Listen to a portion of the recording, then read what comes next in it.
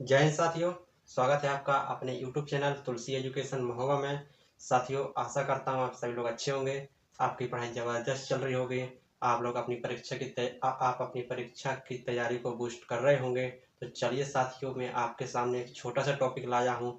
बेलन। बेलन क्या होता है, उसके सारे फॉर्मूले कैसे बनते हैं, वो मैं आपको बताने वाला हूँ।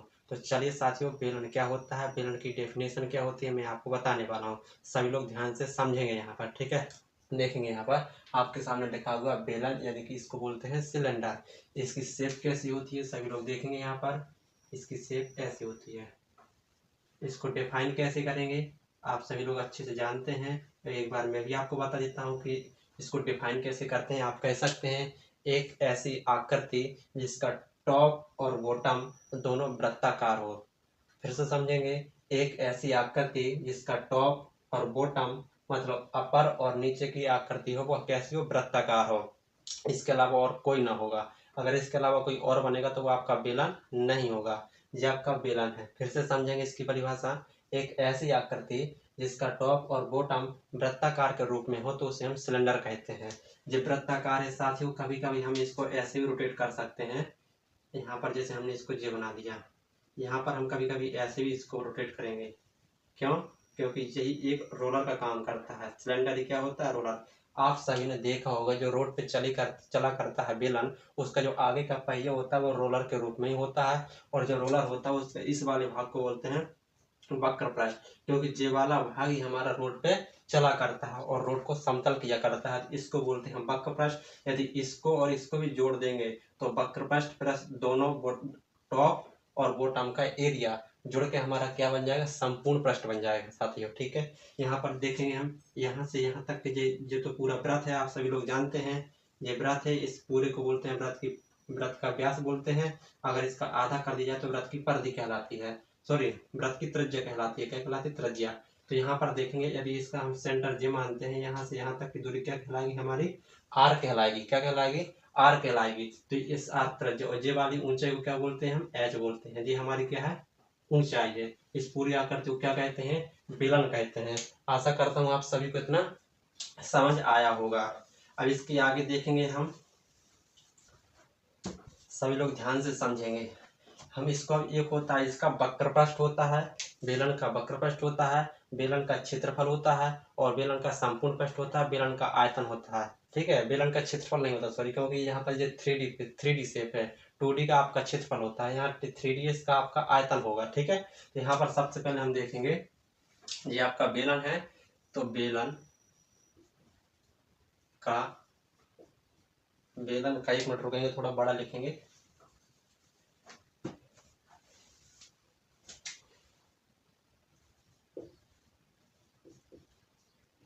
बेलन का वक्रपृष्ठ, बेलन का वक्रपृष्ठ। सभी लोग देखेंगे बेलन का वक्रपृष्ठ होता क्या है, सभी लोग समझेंगे बेलन का वक्रपृष्ठ क्या होता है। सभी लोग यहाँ पर ध्यान से समझेंगे। इसको बोलते हैं, बेलन के वक्रपृष्ठ को बोलते हैं 2πr/h। आप सभी को याद होगा कि बेलन का जो वक्रपृष्ठ होता है वो 2πr/h होता है। इसको हिंदी में कैसे लिखेंगे, सभी लोग ध्यान देंगे। इसी को हिंदी में आपसे पूछ सकता है कभी कभी कि इसको क्या बोलेंगे, तो इसको कहेंगे हम वृत्त, वृत्त नहीं सॉरी, आधार लिखेंगे। आधार, आधार का परिमाप, आधार का परिमाप गुणे ऊंचाई, आधार का परिमाप गुणे ऊंचाई। क्योंकि ये आपका कैसा होता है, वृत्त होता है, और वृत्त का परिमाप ये आपका 2πr होता है। तो इसके हिसाब से हमने निकाल लिया। 2πr को बोलते हैं आधार का परिमाप, यानी कि पेरीमीटर ऑफ बेस। आधार का परिमाप इंटू ऊंचाई, तो ये क्या कहलाता है, बेलन का वक्रपृष्ठ कहलाता है। यहीं पर देखेंगे बेलन का संपूर्ण पृष्ठ, बेलन का संपूर्ण पृष्ठ। बेलन का संपूर्ण पृष्ठ क्या होता है, सभी लोग ध्यान से समझेंगे। बेलन का संपूर्ण पृष्ठ, हमने वक्र पृष्ठ किनारे वाला भाग तो निकाल लिया। अब हमें संपूर्ण चाहिए, मतलब ऊपर का भी और नीचे का भी। तो प्लस जे वाला और दोनों का एरिया। तो यहाँ पर लिख सकते हैं हम, इसको बोलते हैं साथियों, इसको बोलते हैं एल ऐसे, एल ऐसे ध्यान देना।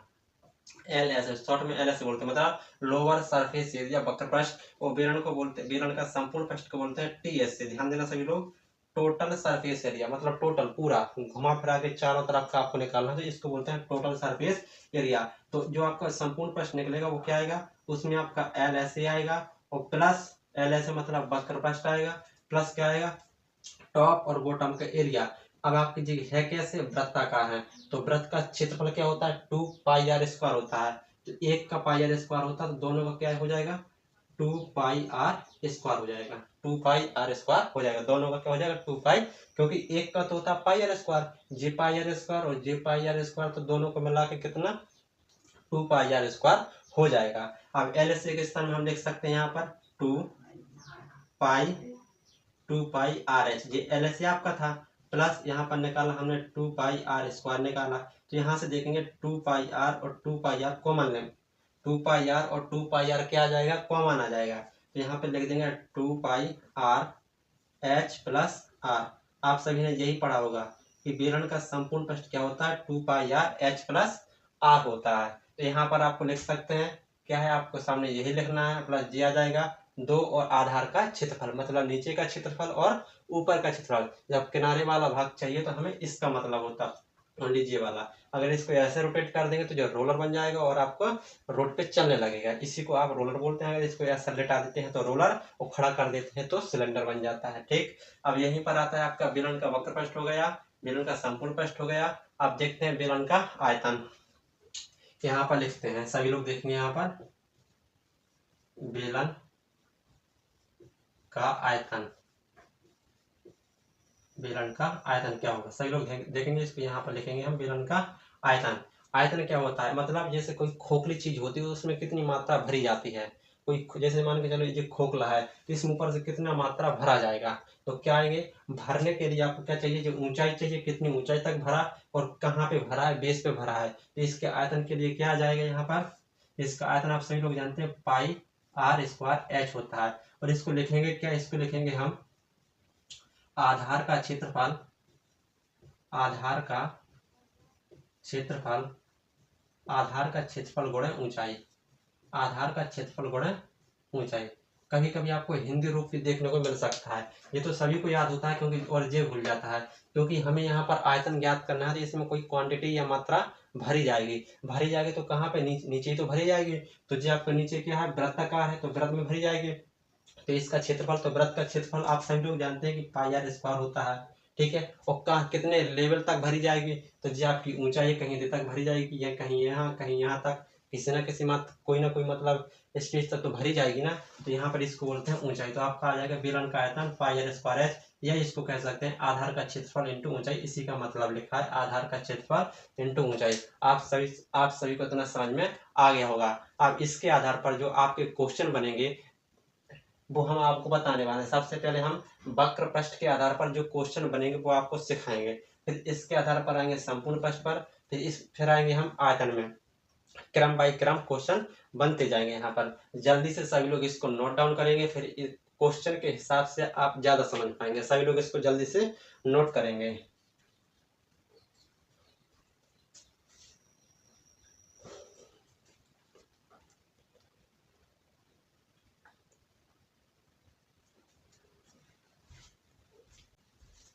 चलिए अब इसके हम लिखते हैं अगले क्वेश्चन। अब क्वेश्चन के हिसाब से साथियों आप सभी लोग अच्छे से समझ पाएंगे इसमें क्वेश्चन बनते कैसे हैं, आप सभी को इतना याद हो गया होगा। ठीक है,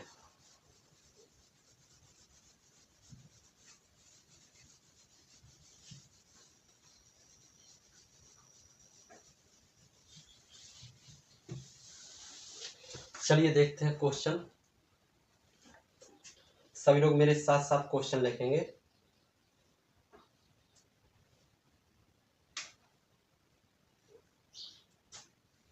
देखेंगे यहाँ पर क्वेश्चन लिख रहा हूं मैं, यहाँ क्वेश्चन रहेगा आपका और यहाँ मैं उसका सॉल्यूशन बताऊंगा, ताकि आपको यहाँ क्वेश्चन भी दिखता रहे और यहाँ आपका सॉल्यूशन भी दिखता रहे सभी को। ठीक है, आपके सामने क्वेश्चन है, एक लंबवृत्तीय बेलन की ऊंचाई, एक बेलन की ऊंचाई, एक बेलन की ऊंचाई 10 सेंटीमीटर है, एक बेलन की ऊंचाई 10 सेंटीमीटर है, 10 सेंटीमीटर है, तथा आधार का क्षेत्रफल आधार का क्षेत्रफल, आधार का क्षेत्रफल 154 सेंटीमीटर है, 154 सेंटीमीटर है, वर्ग सेंटीमीटर, 154 वर्ग सेंटीमीटर है। तो बेलन का वक्रपृष्ठ क्या होगा? तो बेलन का वक्रपृष्ठ क्या होगा? आपके सामने एक चुटकू सा क्वेश्चन लिखा हुआ है, देखेंगे सभी लोग कि एक बेलन की ऊंचाई, यहाँ पर देखेंगे हम बेलन बनाते हैं, सभी लोग ध्यान से समझेंगे, यहाँ पर गौर करके। ये आपकी हमने क्या बना दी? बेलन। ठीक है, ये आपकी क्या है? बेलन है साथियों। ठीक है, और देखेंगे इसकी ऊंचाई, इस ऊंचाई का मान कितना दे रखा है? ऊंचाई दे रखी है 10 सेंटीमीटर। ठीक है, और ये यहाँ की क्या होती है? ये त्रिज्या होती है। यहाँ पर आपको आर का मान नहीं पता, लेकिन वो कह रहा है कि जो आधार है उसका क्षेत्रफल 154 है। तो आधार क्या होता है बेलन का? हमने बताया आधार जो होता है बेलन का वृत्ताकार होता है। यदि आधार वृत्ताकार होता है और वृत्त का क्षेत्रफल दे रखा है 154, तो यहाँ पर लिखेंगे हम आधार का एरिया यानी क्षेत्रफल, आधार का एरिया कितना दिया है? 154। 154 है ना, कहाँ पर? हाँ, 154 दिया है, 154 वर्ग सेंटीमीटर ये दिया है। आपको यहाँ पर लिख देंगे दिया है, क्योंकि जी आपको दिया है, क्या दिया है? आधार का एरिया 154 वर्ग सेंटीमीटर दिया है। तो देखेंगे हम देखेंगे यहाँ पर h दिया है और r का मान पहले ज्ञात करना है, क्योंकि जो बेलन का वक्रपृष्ठ होता है वो होता है 2πr/h होता है। तो उस कंडीशन में हमें r पता होनी चाहिए। तो पहले इसके माध्यम से हम यहाँ पर r ज्ञात कर लेंगे। तो आधार का एरिया, आधार कैसा? वृत्ताकार, तो इसका क्षेत्रफल कितना होगा? πr² बराबर कितना? 154 वर्ग सेंटीमीटर। पाई का मान आप सभी लोग लिखेंगे 22/7 इंटू r² बराबर 154 सेंटीमीटर। और यहाँ से काट देंगे, 11 से काट देंगे, 11 दूना 22 और 11 से कट जाएगा, 11 कम 11 और कितना बचेगा? 4, 11 4 44 हो जाएगा। और 2 से फिर से काटेंगे, कितना आ जाएगा? 7 बार में कट जाएगा। तो देखेंगे बचेगा क्या? r²/7 बराबर यहाँ पर भी क्या होगा? 7। तो r² बराबर यहाँ पर कैंची गुणा हो जाएगा तो कितना आ जाएगा? 49 हो जाएगा। ठीक है, और यहाँ पर जो r का मान निकाल के आ जाएगा वो आ जाएगा 7। अब आपकी त्रिज्या कितनी आ गई साथियों? यहाँ पर लिख सकते हैं हम r बराबर 7 आ गया है। अब आपको लगाना है बेलन का वक्रपृष्ठ लगाना है। तो यहाँ पर लिख देंगे हम, यहाँ पर आपका बन जाएगा, यहाँ पर लिख देंगे क्या? बेलन का वक्रपृष्ठ, बेलन का वक्रपृष्ठ कितना होता है? 2πr/h होता है। आप सभी लोग जानते हैं जो बेलन का वक्रपृष्ठ होता है वो 2πr/h होता है। तो देखेंगे यहाँ पर बेलन के वक्रपृष्ठ में 2πr/h में सभी के मान उठा के रखेंगे।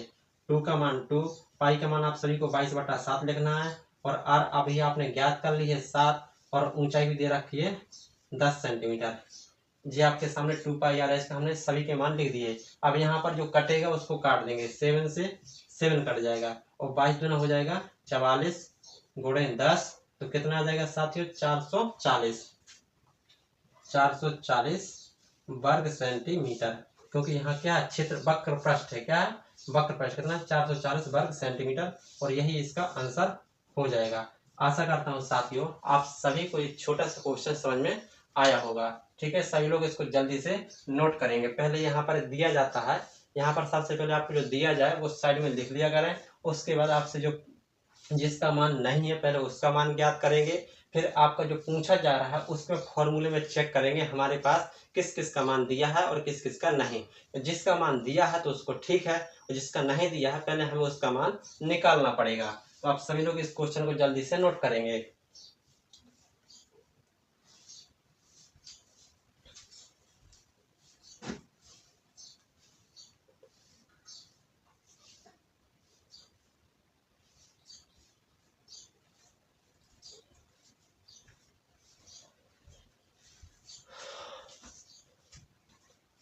आशा करता हूँ बच्चों आप सभी ने इसको नोट कर लिया होगा। इसके आगे का क्वेश्चन हम करते हैं, हम इसको यहीं पर मिटाते हैं। जिसने नोट ना किया हो तो वो यहाँ का जल्दी से नोट कर ले, जब तक हम क्वेश्चन लिखते हैं। यहाँ पर अगला क्वेश्चन, यदि बेलन के आधार की त्रिज्या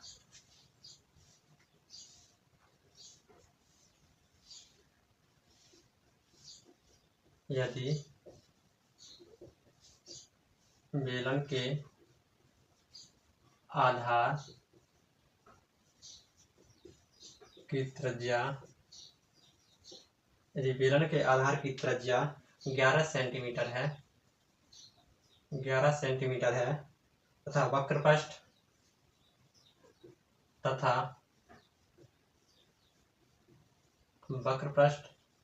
154 सेंटीमीटर है, 154 वर्ग सेंटीमीटर है, 154 वर्ग सेंटीमीटर है,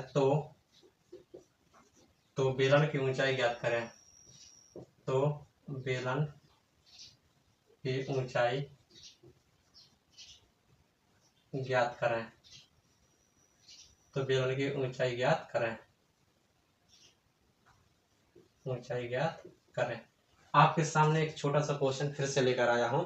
इसमें कह रहा है एक यदि बेलन के आधार की त्रिज्या 11 सेंटीमीटर है तथा इसका जो वक्रपृष्ठ साथी है वो 154 सेंटीमीटर है, तो आपसे पूछ रहा है कि यहाँ पर बेलन की ऊंचाई ज्ञात करें। आशा करता हूँ आप सभी लोग इस क्वेश्चन को समझ पाएंगे और कर पाएंगे। तो आप 1 मिनट के अंदर इसको सॉल्व करिए सभी लोग।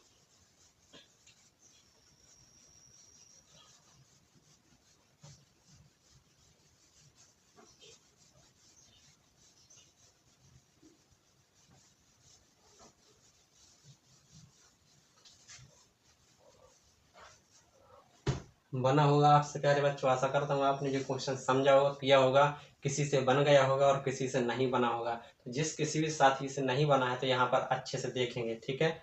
और यदि आप चैनल में नए हैं तो अपने दोस्तों को जरूर शेयर करें साथियों, क्योंकि इस प्लेटफॉर्म में आपको बेहतर से बेहतर तैयारी कराई जाएगी और अपने एग्जाम को अच्छा कर पाएंगे साथियों। देखेंगे यहाँ पर यदि बेलन के आधार की, सबसे पहले तो हमें आपकी यहाँ बेलन बनाना पड़ेगा, क्योंकि बिना बेलन के आप समझ नहीं पाएंगे। ये आपकी क्या है, बेलन है, ये रही आपकी बेलन, ठीक है। हमने बताया इसका सेंटर होता है, इसको बोलते हैं आर, ठीक है। और यहाँ से यहाँ तक की ऊंचाई को बोलते हैं एच, क्या होती है, एच होती है। ये आपकी बेलन है, ठीक है। और देखेंगे यहाँ पर इसकी त्रिज्या, यहाँ पर आर का मान दे रखा है साथियों 11 सेंटीमीटर आर का मान दे रखा है, लेकिन एच का मान नहीं है आपके पास, क्योंकि एच का मान आपको ज्ञात करना है।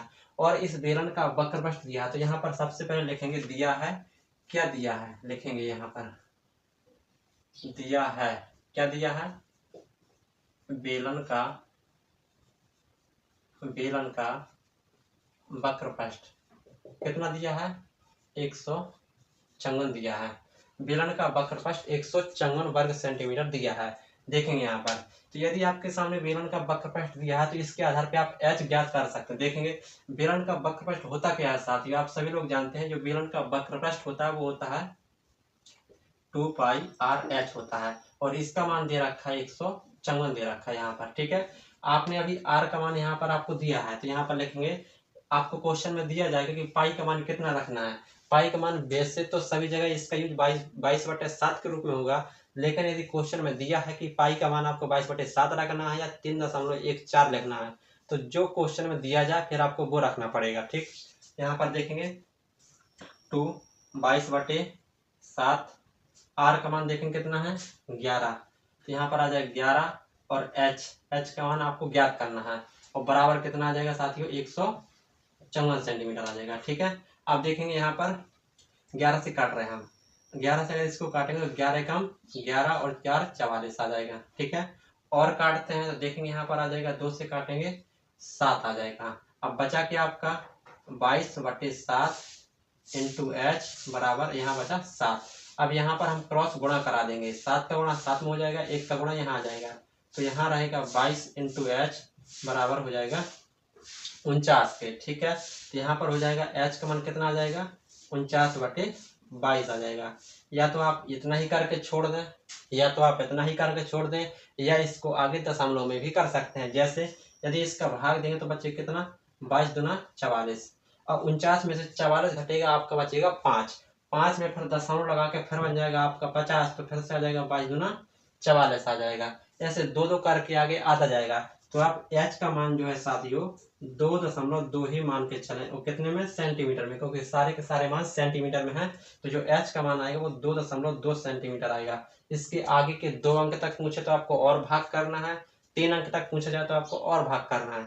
अगर ऐसा कुछ नहीं पूछा तो लगभग में इतना आ जाएगा। तो यही इस क्वेश्चन का आंसर होगा।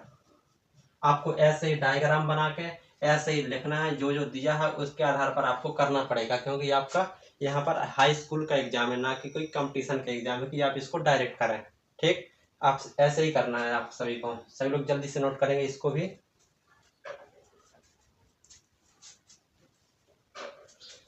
और अपने साथियों को वीडियो जरूर शेयर करें, ताकि आपके साथ साथ अपनी पढ़ाई को भी बेहतर कर सके वो।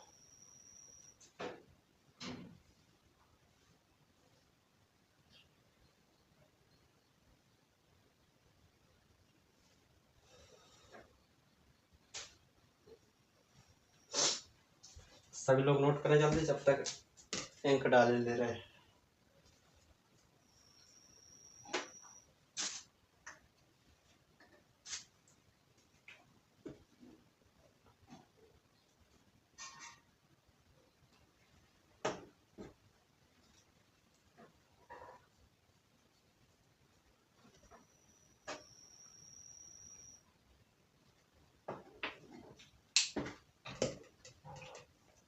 चलिए अब अगले क्वेश्चन की ओर बढ़ते हैं। ठीक, आशा करता हूँ आपने कर लिया होगा।